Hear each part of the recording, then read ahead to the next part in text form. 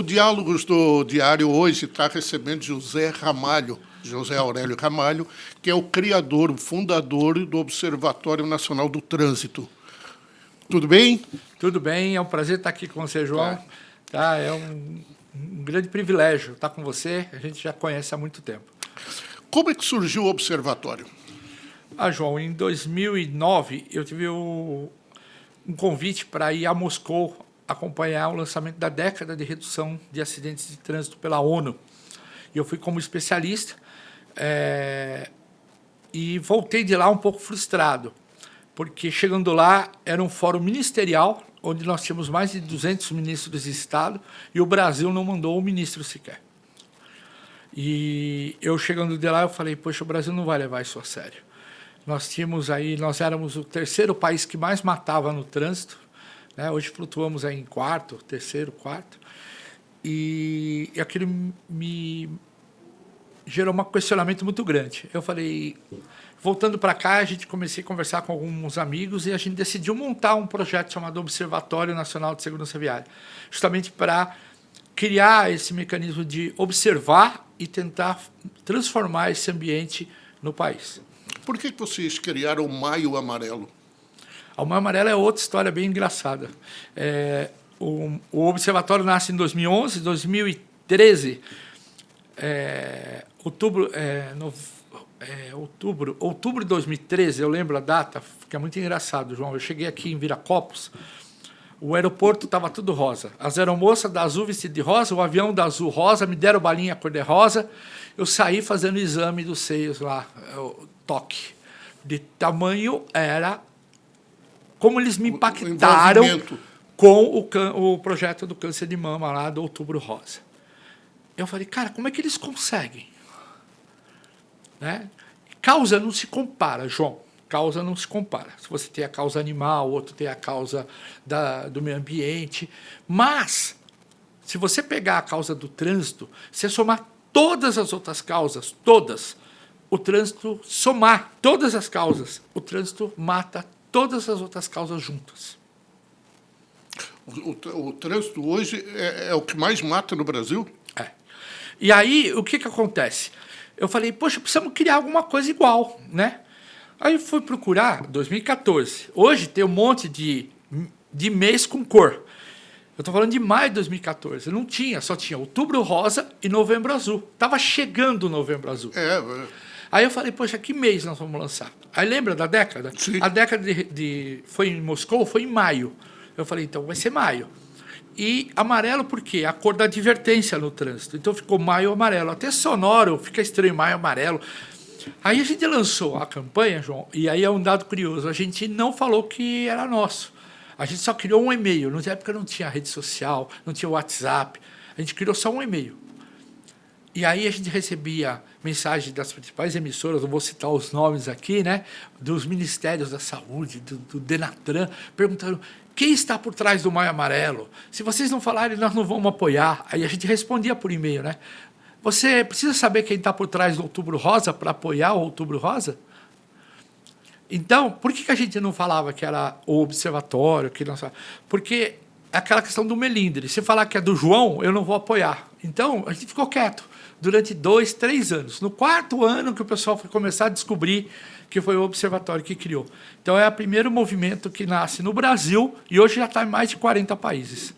Em relação a programas como Não é Acidente, é Sinistro, Ocorrência, o que é isso? Eu vou ficar perguntando alguns programas que você tem para poder explicar, inclusive, a finalidade maior hoje, depois de tanto trabalho, do observatório. João, a gente precisa muito da ajuda da imprensa. Vocês, jornalistas, são fundamentais. Né? Os países, eu viajei o mundo inteiro já, esses congressos da ONU, bianual, o Observatório é membro do Conselho Social e Econômico da ONU, né? A única entidade brasileira membro desse conselho. E os países que teve êxito na redução de ocorrências de trânsito, teve a mão da imprensa. Um case fantástico de imprensa no Brasil com trânsito é o Correio Brasiliense, com a faixa de pedestre em Brasília. Eu lembro disso. Muitos acham que foi o político, né? Ele pode ter lançado, e parabéns a ele, mas quem fez a faixa de pedestre ser um sucesso em Brasília foi o Correio Brasiliense. O Correio ficou durante meses, anos trabalhando isso. Pode só fazer um parênteses aí. Por Pode. que a faixa de pedestre, que na Europa é tão respeitada, por que aqui não é respeitada? Por exemplo, eu moro num bairro que é Barão Geraldo, do lado da Unicamp. Lá, há anos e anos e anos, é respeitado. Mas, assim, por que o resto do Brasil não respeita a faixa de pedestres? A gente também faz a mesma pergunta, né, João? Você sai daqui e vai para Gramado. Gramado não tem um semáforo. Sim. Nossos ouvintes aqui, muitos devem ter ido a Gramado. Não tem um semáforo. E a maioria das placas Isso, respeita, porque de carro, lá que você circulando, a placa é Porto Alegre, porque você aluga o carro lá e sobe a Sim. serra. Então não é morador de lá. E todo mundo para na faixa. já em Porto Alegre isso não é um Exato. hábito. Então, mas você... Aí eu pergunto, por que você sai de Campinas e para na faixa em Gramado? E não para aqui. Para aqui em Caraguatatuba também. E não para em Campinas. Não, eu estou te falando uma coisa muito mais simples. Dentro da própria cidade tem um bairro, eu estou falando desse que eu... A palavra é dura, viu, João? Mas temos que falar. É uma hipocrisia muito grande. A gente não respeita. Lá é natural. Nós temos que respeitar. E o pior é que você volta dos Estados Unidos, às vezes, Sim. do Japão, né? E você encontra um amigo e uma das coisas que você fala é: nossa, lá eles param na faixa. Aí você vira para a pessoa e fala assim: e você parou? Ele: parei, lógico. Eu falei: e aqui? Aí a pessoa dá risada. Né? E tem muitos que falam assim: não, aqui eu não paro, porque o cara pode vir atrás e bater no meu carro. Aí você faz aquela outra pergunta para ele: e aquela máxima, quem bate atrás está errado? Então para. Então não para e atropela a pessoa para não bater o carro. Então, nós temos um problema de hipocrisia. O trânsito é muito... quando você está atrás de um filme, atrás de um capacete, a pessoa se transforma, João. Entendeu? A campanha do Maio Amarelo desse ano falou muito sobre isso. Né? Se você lembrar do vídeo, um cidadão andando na calçada com o celular, tropeçando e batendo num carrinho de bebê, derrubando as pessoas. Uma imagem que transtorna quem assiste aquilo. Aí ele chega e a hora que a última imagem ele mostra ele virando a chave no carro. Na verdade, é o que ele faz quando ele está dentro do carro, mas ninguém se indigna, porque dentro do carro você comete as maiores atrocidades e ninguém percebe, ou ninguém dá bola. É uma terra de ninguém. Né? Então, é uma coisa que a gente tem que transformar, a questão da educação no trânsito. O que quer dizer as rodovias que perdoam? Rodovias que perdoam, um projeto que a gente desenvolveu ainda na época do ministro Tarcísio, do ministro da Infraestrutura. A gente desenvolveu um projeto e apresentou, e parte dele foi adiante, que é criar condições nas vias, principalmente nas rodovias brasileiras, que se você vier falhar e o cidadão falha, o motorista falha, você não precisa pagar com a sua vida. O que significa dispositivos de segurança na rodovia em que, havendo uma falha humana, o dispositivo ele tem absorvedor de impacto, por exemplo, que não vai pagar com a sua vida. Se você pegar as rodovias, e até rodovias até hoje, você pega, às vezes, por exemplo, um sinalizador numa rodovia, um totem numa rodovia, e você tem lá uma coluna de concreto protegendo o totem, porque se o carro vier bater, não vai derrubar o totem. Só que se você bater 80 km por hora, uma barreira fixa, indeformável, né, a física mostra que você vai dobrar a velocidade e vai matar o cara. Com certeza. Isso é absurdo. Então, e era aceitável isso, é aceitável até hoje, infelizmente, em algumas rodovias. Então, nós começamos a trazer um conceito que, se você vai colocar uma proteção, ela tem que absorver o impacto, para que esse impacto não seja transferido para dentro do carro e mate as pessoas. Sabe aquele sonorizador de linha de bordo? Sim. Aquilo lá, muitas vezes, não dá para fazer investimento num guarda-reio. Mas aquilo lá é fundamental. Se você se distrair 1 minuto com o filho atrás, com o celular ou com uma sonolência, aquilo te acorda e te joga para de volta da pista. Poucas né? pessoas sabem então, que esse é o importantíssimo. conceito de rodovias que perdoam, João. Aí, João, queria até esse negócio do jornalismo comentar com você, né? Todo mês, João, tem um ônibus que cai no barranco. Sim. E a imprensa, João, me perdoe, ela vai falar que a primeira notícia que vem é motorista não está habilitado ou o ônibus não está devidamente em ordem. Ninguém fala isso pode ter sido a causa do acidente. Sim. E a causa da morte? A causa da morte a rodovia não tinha guarda-reio. O que matou as pessoas não foi o motorista estar sem habilitação. Foi não ter o guarda-reio. Porque se tivesse o guarda-reio, o ônibus não estaria lá embaixo. Ninguém trata esse assunto. Só o guarda-reio, por exemplo, em pista simples, por exemplo, o motorista pode bater e ir para outra face e causar um acidente muito maior. Não. Esses ônibus que eu estou citando, por exemplo, eles caem em ribanceira. Sim. A grande maioria. Ou seja, Sim. o guarda-reio está ali, ou seja, onde você tem um talude, né, e tem até uma especificação, normas técnicas, você tem que ter uma defensa para segurar. Tá. Né? E muitas vezes não tem essa defesa. Isso é uma coisa que a gente está exigindo. Né? Outra coisa, se você tem um obstáculo indeformável, é bonita a frase, indeformável, o que é? Uma árvore, um poste, que esteja, se não me engano, 5 a 7, 10 metros de uma via com mais de 60, 70 km por hora, você é obrigado a ter uma defesa. E você vê vias do Brasil. Um ator da Globo morreu ali na Praia do Flamengo, que ele subiu a calçada, o canteiro central e bateu numa árvore. Né?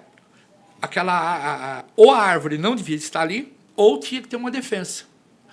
Entendeu? Aí, o argumento, muitas vezes, por isso que a gente faz esse apelo ao jornalismo e à imprensa. Ele teve uma sonolência, um mal súbito, ele estava ao celular. Isso foi a causa do acidente.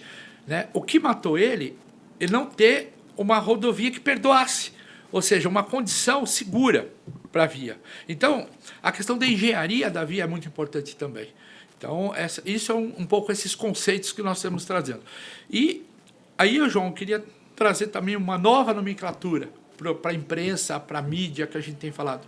A palavra acidente. Até para mim é difícil, eu falo a palavra acidente às vezes. É ocorrência ou sinistro. A própria BNT, nós conseguimos uma manobra aí muito trabalhosa aí, e várias entidades, e não se fala mais no meio técnico a palavra acidente de trânsito. Se fala sinistro de trânsito ou ocorrência. Sim. A palavra acidente, João, remete a eu não tive culpa. Aconteceu. Foi uma coisa de Deus. E não é verdade, João. Toda vez que aconteceu uma ocorrência de trânsito, precede o quê? Uma negligência, uma imprudência ou uma imperícia. Ou mais. Pode perceber. Com certeza. Então não é acidente. Duas coisas que eu queria abordar contigo. Bom, o desligamento dos radares e o fim das aulas da autoescola. Eu até hoje questiono as aulas da autoescola em todos os sentidos, mas principalmente você é habilitado e nunca pegou uma estrada, a autoescola nunca te levou numa estrada, e 99%, talvez isso crie muita confusão ainda, mas 99% dos instrutores ensinam coisas somente para que a pessoa pegue a habilitação.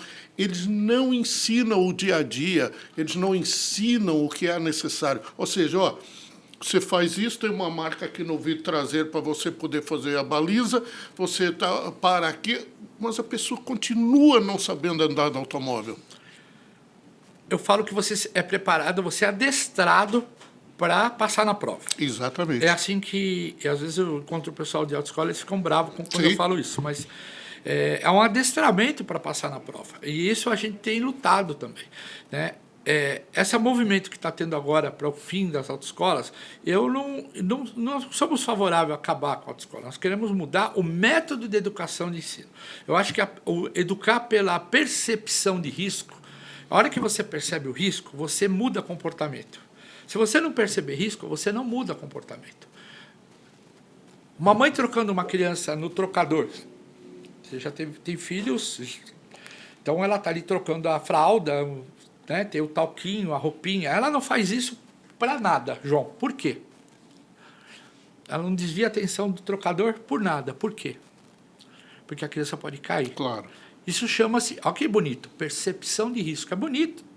Isso é percepção. Ela põe tela na janela, morando no térreo. Sim. Ela põe protetor na quina da mesa para não bater a cabecinha.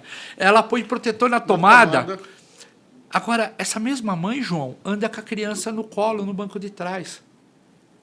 É criminoso isso. Mas por que ela anda, João? Porque ela não percebe o risco. não é questão de ser criminoso. Você está entendendo, João? Nós temos que pegar um videozinho de 30 segundos com um dummy, um boneco, mostrando num crash test o que acontece com uma criança quando bate a 30 por hora e é lançada contra o painel do carro. Aí essa mãe vai olhar e vai falar, poxa, eu não vou andar mais com meu filho. Tudo isso tem que ser passado para a sociedade. Isso tinha que ser passado numa autoescola. Camalho, só te falar uma coisa que mudou minha vida.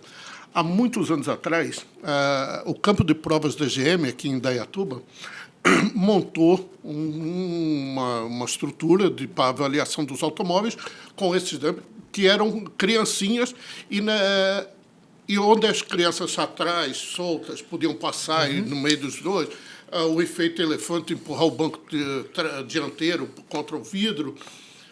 E a minha mulher estava grávida do segundo filho. O primeiro, eu já tinha essa preocupação, cinto de segurança e tal, mas tranquilo, andar, é aqui, vou até ali, não precisa. E a gente sabe, principalmente dos acidentes de motocicleta, boa parte dos acidentes fatais acontecem a 50 metros da residência ou do local de trabalho. Exato. Que é aquele negócio, eu vou só ali, não precisa e tal. Depois disso, é tão assustador, Perfeito. tanto pelo barulho quanto pela imagem. A sequência de testes que eles passam lá, que nunca mais... Hoje, quando eu vejo uma pessoa com a criança solta ou na frente ou qualquer coisa, eu, na hora, eu buzino, reclamo, acho que é assim, na hora eu crio, assim, porque aquilo até hoje, eu que vim de corrida de carro, perigo, não sei o quê, aquilo é assustador. Exato. Se alguém fosse ver, isso aí tinha que se tornar público. João, por isso que eu falo que chama-se percepção de risco. Se eu pegar na palestra que eu fazia, hoje eu estou no conselho, então eu pouco estou saindo à rua. Mas imagina um ralador de queijo, você pegar um queijo e vai ralar o queijo. Agora tira o queijo e passa sua mão no ralador. Ó, você já se arrepiou, né? Claro, Por quê? que isso já aconteceu. Mas você concorda que você está percebendo o risco disso? Sim. Aí eu pergunto para você, olha que imagem que você vai levar para o resto da tua vida, e eu espero que os telespectadores também. Por que as pessoas andam de chinelo, ou rasteirinha, ou descalço de moto? Você imagina, De João, short. a 5 km por hora? 5. Ó, é que ninguém anda 5, tá, João? 5 km por hora. O cara tem que pôr o pé no chão. O que vai acontecer com os pés dele e com os dedos dele? O chinelo vai soltar, virar. Imagina os dedos. Imagina como vai ser o ralador de queijo ali. Então, quando eu vejo alguém andando de moto, de tênis é absurdo já, mas quando eu vejo descalço, ou de chinelo, ou aquelas moças de rasteirinha, com a unha pintada, eu falo, meu Deus. É porque do a céu. história, eu vou só ali. Não pode sair de casa. Mas aí que tá, João, não percebe risco. É. Nós temos que levar isso. Eu acho que o jornalismo é um bom canal para levar, né, esse material, essa informação. Né? Então, esse trabalho que vocês estão fazendo aqui no podcast é muito legal, porque acaba passando essa informação adiante. Eu espero, já na cara de pau aqui, que você me convide e a gente traga aqui, por exemplo, imagens, conteúdos, para a gente começar a ilustrar. Já está marcado o próximo. Para a gente poder... Mas eu queria para a gente ir vendo e ir alertando as pessoas de coisas que... Não... Outra coisa que eu queria te falar, que eu gostaria de saber, por que o Observatório também não teve ainda uma participação forte, que é a história das rodovias, as pessoas que isso praticamente é só no Brasil, andam do lado esquerdo. Para mim, beira a estupidez, porque, ou melhor, é uma estupidez. A pessoa não sabe que está colocando a vida dele em risco. Outra coisa, a própria legislação, se você for para a Europa, por exemplo, você é detido, a carteira pode até ser apreendida e você é multado por permanecer do lado esquerdo. A gente anda aqui, as 4 faixas da Bandeirante, 3 estão vazias e a pessoa permanece do lado esquerdo. Por que não existe uma campanha para mostrar a estupidez que é permanecer do lado esquerdo? Rodovia 120. A rodovia 120. Se eu quiser andar 130, eu posso. Eu vou ser multado. É meu... Agora, o certo é 120, mas não é você que está do meu lado na frente que vai me você não ensinar. Pô. Primeiro que você não é o policial. Não é? Exatamente. Então, mas um pouco tem a ver com aquele adestramento, né, João? Se eu pegar uma placa de trânsito, João, e mostrar lá uma curva lá, e você vai dizer curva sinuosa. Pô, acertou, ganhou, tá a sua habilitação. A pergunta que devia ser feita era: o que você faz quando vê essa placa? E não o que significa a placa. Você vê como é errado a maneira que a gente adestrado na formação do nosso condutor, né? A gente tem que perguntar para ele, a partir do momento que uma placa é amarela, independente do que está desenhado nela, né? Chega um absurdo, João, que eu tenho que... Tem gente que tem dificuldade, João. Você fala assim, direita ou esquerda? A pessoa, se não tiver... Tem gente que vai procurar o relógio, não é, João? Para mim, se a seta tá... Se o cara falar para mim, a seta tá para lá, João. Então o cara fala assim, virar para onde? Para lá. Ele não precisa falar direita, ele não precisa falar esquerda. Concorda? Claro. Agora, se o cara não souber isso, ele é reprovado, João. O que eu tinha que passar para ele numa autoescola é que aquela placa amarela significa advertência. E toda vez que ele vê uma placa amarela, imediatamente ele tem que reduzir a velocidade e ter atenção no que a placa está mandando de informação. Então, uma placa de advertência, saída de veículo, uma placa de advertência, com uma seta para lá, independente se ele sabe se é direita ou esquerda, ele tem que saber que é para lá, ele tem que diminuir a velocidade e entrar para lá. Então, quer dizer, esse tipo de coisa simples, básica, não é passado, João. Não é passado. Por isso, e outra, eu ouvi uma entrevista do ministro ontem, e agora a gente começa a entender um pouquinho, né? Porque começa a clarear. O jeito que ele falou no primeiro momento, o observatório foi extremamente contra esse negócio. Vamos acabar com as aulas, não vai ter mais a formação do condutor, né? Mas agora começa a ficar mais claro, né? Você pagar uma habilitação, a pagar quase 3 mil. Ele chegou ontem a falar que no Sul chega a 5 mil reais uma habilitação. Pelo menos está na entrevista de ontem, né? E, na verdade, voltamos a estaca zero. A pessoa pega um documento, uma permissão... Exato. E sai sem saber. Exato. E outra coisa que me chamou muita atenção nas autoescolas é que hoje os adolescentes estão saindo e fazem o curso todo com carro automático. Passado isso, eles não sabem mais andar com... Hoje, pega a molecada de hoje, todo mundo está procurando carro automático. Esse é um debate que tem que ser feito, ou seja, o sistema, o mecanismo de formação de condutor exige que eu faça as aulas com um veículo que tenha câmbio manual, que eu mude marcha, popularmente que eu mude a marcha. Mas eu jamais vou dirigir um carro. O carro do meu pai, eu que sou jovem, né? O carro do meu pai, da minha mãe... Hoje, basta você perguntar num grupo de 10 pessoas quantos dirigem um carro manual. Então, quer dizer, nós temos que revisitar esse modelo. Entendeu? Então, a autoescola realmente está errada. Acabar é um erro, mas tem que reformular a forma como consistir a habilitação. Eu acho que passa antes da autoescola, eu não fazendo a defesa, mas a autoescola, ou seja, o legislador tem que mudar o regramento para que a autoescola se adeque a esse novo modelo, né? Porque a autoescola não pode fazer nada. Então, o nosso legislador está equivocado, as nossas resoluções estão equivocadas, tem que haver uma modernidade. Eu acho que esse chacoalhão que está sendo dado agora vai ajudar a mexer um pouquinho nisso. Eu queria que você me falasse agora do Fórum de Segurança Viária. O fórum que você faz anualmente. Nós fazemos uma série de encontros. Nós vamos ter agora um que chama-se Connect Smart City. Não é um só, são vários. Vários. Tá, mas agora vai ter um em setembro, na Semana Nacional de Trânsito, acho que é dia 24 e 25 de setembro, em São Paulo, onde a gente vai ter várias ações do observatório, né? Tem um negócio chamado ENOC, que é o Encontro Nacional dos Observadores. O observatório hoje tem 800 observadores certificados. O que é um observador? São pessoas profissionais que são capacitados, treinados através de um curso pelo observatório para ser um observador. Ou seja, são pessoas que vão receber conteúdos nossos, materiais nossos, para que ele possa, por exemplo, do Oiapoque a Chuí, ter conteúdo, começar a falar melhor isso tudo que nós estamos falando aqui. Porque não adianta, o observatório aqui, hoje a nossa sede é em São José dos Campos, eu não consigo atingir o Brasil. Então eu preciso ter um João lá em Manaus, eu preciso ter um João lá em Porto Alegre falando tudo isso que a gente está falando aqui. Então é uma maneira de a gente multiplicar a nossa rede de relacionamento, né? E temos também um projeto chamado Laço Amarelo.